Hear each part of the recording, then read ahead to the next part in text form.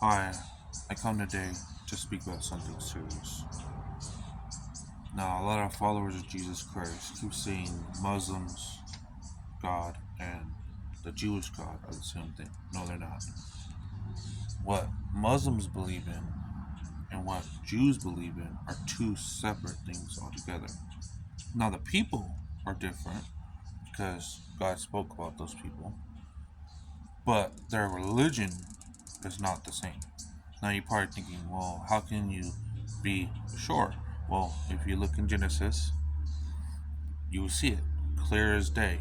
God talks about Abraham's two sons. The first son, which wasn't of his blood, well, was from him, but it wasn't of him.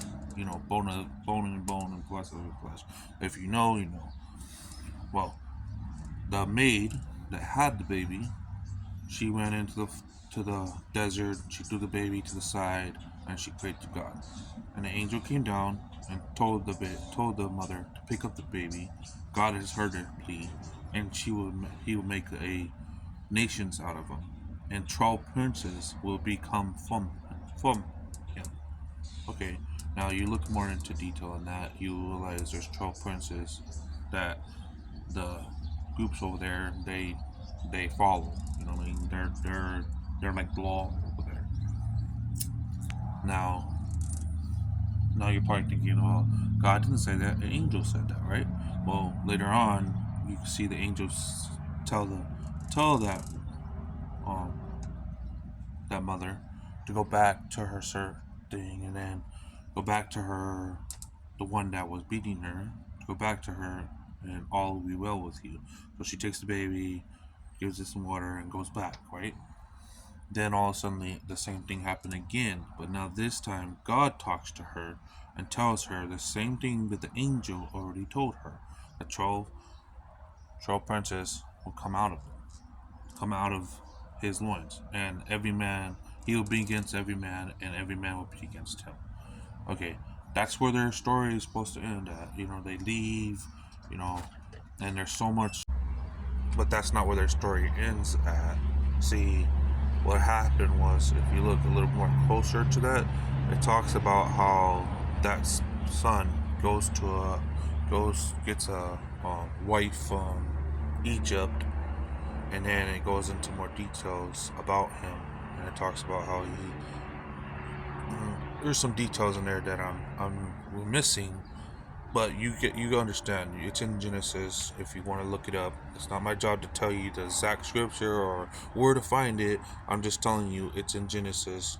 It's your job to go see it, seek it out. Now I'm going into Revelation now Revelation, if you know, he he saw all these things. John did. He saw all the things happening before him. Now I'm gonna get into a sore topic here, because you need to understand this. When he saw the name of the beast, he saw a specific thing. Now you're probably thinking, what do you mean a specific thing? Well, he saw what Muslims call their God, the name of Allah. Now you're probably thinking, what? Why is there numbers instead? Well, if you go to the original text, and in a minute I will put it up there for you to see. But if you go to the original text, you will see there's a exact copy of what they call their God and what John saw. Now, John was writing in Greek in this moment. So when he's writing in Greek in Revelation, he's writing that in Greek. The only thing closest to what he saw and to that is that. Now you're probably thinking, well, how is that? How can you be sure? Because it's right there in the scriptures. If you look in the scriptures, it literally, Jesus tells John to write what he sees. Now, if you know, you understand. I'm about to pull up the picture so you can see it for yourselves, and then you can make your own judgment on it.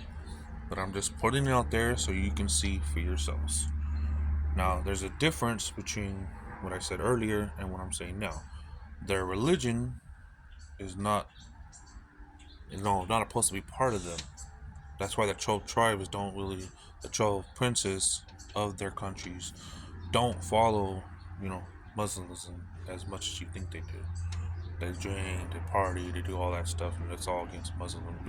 But they're like law there, so you need to get more. To know your enemy is to know, so forth. But I'm gonna show the picture.